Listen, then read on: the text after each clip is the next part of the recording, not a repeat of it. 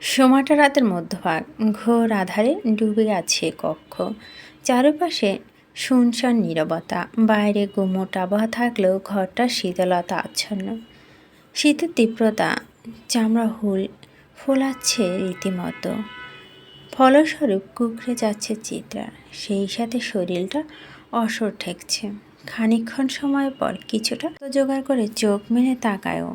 নড়েচড়ে উঠে পাশ ফিরে এক কাঁধ হয়ে শুয়ে থাকা প্যারালাইজড রোগীদের মতো অনুভূতি হচ্ছে। ভালো করে পর্যবেক্ষণ করা মাত্রই চিত্রা আবিষ্কার করে তার পেটের কাছটায় গুটিসুটি মেরে শুয়ে আছে কেউ একজন। সেই পুরো কম্বল গায়ে পেঁচিয়ে রেখেছে।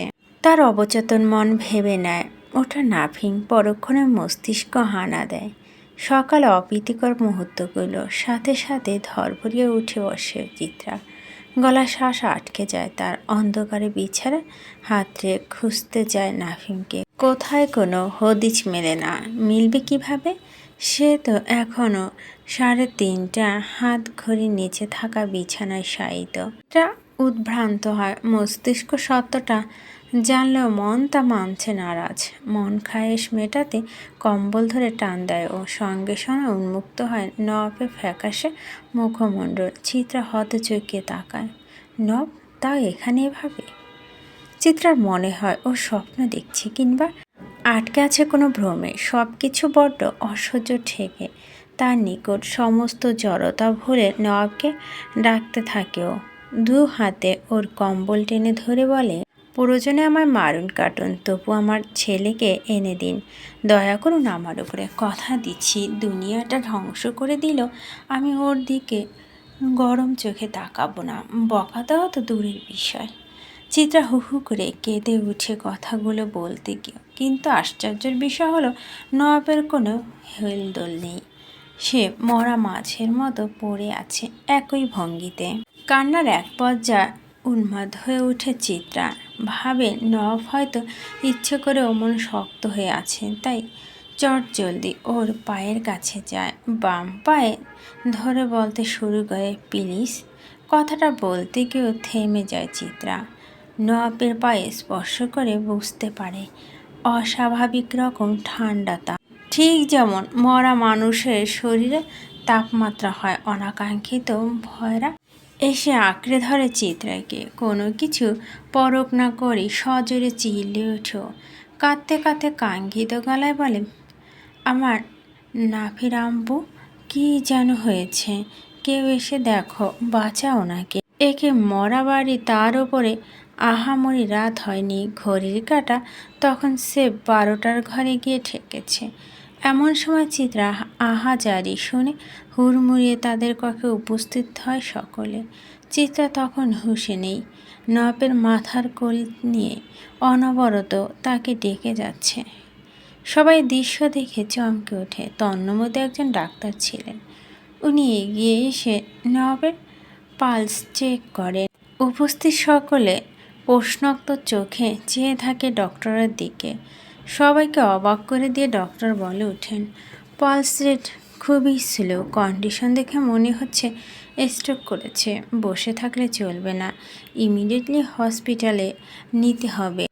অলরেডি রেড জোনে আছেও। ডক্টরের কথায় ভরকে যায় সবাই। নাতিকে হারিয়ে নাজমিন বেগম হুঁশে নেই। তাকে ঘুম পাড়িয়ে রাখা হয়েছে। আশরাফ সাহেব যথেষ্ট ক্লান্ত। এরই মধ্যে ছেলের এমন অসুখের কথা শুনে চোখ ভিজে আসে ওনার। উপস্থিত সকলে তাকে সান্ত্বনা দিয়ে নবাবকে হসপিটালে নেয়। চিত্রাও যায় স্বামীর সাথে। আজ কিভাবে যেন সব ভুলেছে ওর। বেহায়া মনটা অস্থির হয়ে উঠেছে নবাবের জন্য। বুক পুড়ছে ওই নিষ্ঠুর মানুষটার কষ্টে। কি কপাল তার! অমানুষদের বেলায় স্বার্থপর হতে পারে না। এতটা কোমল হৃদয় না দিলেও পারত খোদা। ভাবতে ভাবতে দীর্ঘশ্বাস ফেলে চিত্রা। ঘন্টা দুয়েক সময় পেরোয়। ডক্টর বেরিয়ে এসে জানান, অতিরিক্ত মানসিক চাপ নেওয়ায় মাইনর স্ট্রোক করেছেন উনি। লাস্ট মোমেন্টে হসপিটালে এনেছেন বলে এই যাত্রায় বেঁচে গিয়েছে। পরবর্তীতে যেন এমনটা না হয়। মানসিক চাপ নেওয়ার জন্য ওনার হারাম, নয়তো মেজর স্ট্রোক হতে পারে। ডক্টরের কথা শুনে বুক কেঁপে ওঠে চিত্রা। যদিও ঘুম না ভাঙতো, তবে চিরতরে ঘুমিয়ে পড়তো ওই মানুষটা। কি অদ্ভুত সমীকরণ! তার চেয়েও বড় কথা, সন্তানের শোকে কাতর পিতাকে কিভাবে মানসিক চাপ থেকে দূরে রাখবেও চিন্তারা জট পাকিয়ে যায়। চিত্রাকে নির্নিমেষ সে থাকতে দেখে ডক্টর বলেন, are you okay Mrs Chitra? Chitra নিচু স্বরে বলে, জি। ডক্টর তার ম্লান চেহারা দেখে আশ্বস্ত দিয়ে বলেন, সামান্য যত্ন নিলে সুস্থ হয়ে উঠবেন উনি, চিন্তার কিছু নেই। বলেই ডক্টর বেরিয়ে যান। চিত্রার ম্লান হেসে নবাবের কেবিনের সামনে গিয়ে দাঁড়ায়। কাঁচ ঘেরা অংশে চোখ রেখে ভিতরে নিস্তেজ হয়ে পড়ে থাকা মানুষটাকে এক পলক দেখে বিড়বিড়িয়ে বলে, যত্ন নেওয়ার অধিকার নেই ডক্টর? বড় জোর সেবা করার অনুমতি পাওয়া যেতে পারে। কাগজে কলমে বউ হলেও আসলে আমি বান্দি। বাড়ির কাজ করা পর্যন্ত আমার দুঃসাহস সীমিত। কর্তার দিকে করুণার হাত বাড়িয়ে দেওয়া থোড়াই না আমার কর্ম। চোখের পলকে সময় কাটে। নাফিমে চলে গেছে প্রায় মাসখানেক হলো, তবুও কেউ ভুলতে পারেনি তাকে। এমনকি স্বয়ং শিকদার ভিলেও তার শোকে নিস্তব্ধ। ছোট বাচ্চাটা প্রাণভরমা ছিল শিকদার পরিবার। তার অভাবে সবাই জীব, সবই নিষ্ক্রিয়। তবে অন্যদের মতো শোক প্রকাশ করতে পারে না চিত্রা। তাহলেই শুনতে হয় মায়ের চেয়ে মাসির দরদ বেশি। এই একটা ঘটনা ভীষণ বুঝদার বানিয়ে দিয়েছে চিত্রাকে। দেহের বয়স 19 হলেও মনের বয়স 25 পেরিয়েছে অনাশায়। দায়িত্ব সামলাতে শিখে গেছে এখন। নাতির শোকে নাজমিন বেগম উদাসীন। ফলস্বরূপ পুরো সংসারের দায়ভার চিত্রার হাতে। অপরিপক্ক মানুষ হলো তার কাজকর্ম এতই নিখুঁত যে কেউ কখনো সামান্য অভিযোগ করার মতো কিছু খুঁজে পায়নি। ফ্রিতে থাকতে খেতে চায় নাও, তাই তো নিজের সবটুকু দিয়ে পুষিয়ে দেওয়ার চেষ্টা করে। এইসবের মাঝে আশরাফ সাহেবের চোখের মণি হয়ে উঠেছে চিত্রা। নাজমিন বেগম খানিকটা নরম হয়েছে তার প্রতি, তবে মাঝে মধ্যে তিক্ত কথা বাজে ঝাঁঝরা করতে ভুলে না চিত্রাকে। সেও চুপ থাকে না, শান্ত গলায় যতটুকু সম্ভব উত্তর দেয়। এই যেমন সেদিন নাজমিন বেগম কেঁদে কুটে বিলাপ করে বলেন, এই অপয়ার জন্য হয়েছে সব। ওর লাইগে আমার কলিজারে হোস্টেলে দিতে গেছিল। ও আমার নাতির খুনি। কথাগুলো তীব্রভাবে আঘাত করে চিত্রাকে। সে জানে নাজমিন বেগম মানসিকভাবে স্টেবল নয়, তবুও সে নিয়ন্ত্রণ হারিয়ে ফেলে। মাঝে মধ্যে নিজেকে মানসিক রোগী বলে মনে হয় চিত্রার। এই যেমন ওই কথাগুলো জবাবে চুপ থাকতে পারত, তবুও সে নিচু স্বরে বলে উঠছিল, তাহলে তো একই দোষে আপনার ছেলেও দোষী। হোস্টেলে দেওয়ার সিদ্ধান্ত ওনার ছিল। উনি জোর করে বাছাই তুলে দিয়েছিলেন নাফিমকে। খুনি হিসেবে তাকে আখ্যা দেওয়া যায়, সেটা বলছেন না কেন? ব্যাস চুপসে যায় নাজমিন বেগম। তবুও গলার জোর কমে না। তর্কবাজ বলে উচ্চস্বরে গালাগালি করতে থাকেন চিত্রাকে। পরবর্তী আর কোনো কথা জবাব দেওয়ার প্রয়োজন বোধ করে না চিত্রা। ঘর ঢুকে দৌড় আটকে বিছানায় শুয়ে হাউমাউ করে কেঁদে উঠে অস্ফুট স্বরে বলে, যাকে আলগে নেওয়ার কেউ নেই তাকে আকাশ সম যন্ত্রণা দেওয়ার খোদা। আত্মহত্যা মহাপাপ বলে হাজারবার আত্মিক মৃত্যুর স্বাদ আস্বাদন করা, এই কেমন অবিচার তোমার? অদ্ভুত এক গোলক ধাঁধায় আটকে আছে চিত্রার জীবন। ও ভেবেছিল জেগে থাকার পর নবাব তাকে দু চোখে সহ্য করতে পারবে না, অথচ জ্ঞান ফেরার পর থেকে চিত্রাকে নিজের থেকে এক মুহূর্তের জন্য দূরে সরতে দেয়নি। প্রায় সপ্তাহখানেক হসপিটালে থাকতে হয়েছিল নবাবকে। এরই মধ্যে চিত্রা একদিনও বাড়ি ফিরতে পারেনি। নাফিমের শোক পালন করার ফুরসতটুকু দেওয়া হয়নি তাকে। সারাক্ষণ স্বামীর সেবায় নিয়োজিত থাকতে হতো চিত্রাকে। বাইরে প্রকাশ না করলেও সন্তান হারানোর শোকে একদম মুষড়ে পড়েছিল নবাব। ফলস্বরূপ সাংঘাতিক রকমের অসুস্থতা জেগে ধরে তাকে। চিত্রা কিভাবে যেন সামলে নেয় সবটা। নবাব নিমেষ চোখ চেয়ে থাকতো তার বালিকা বধূকে।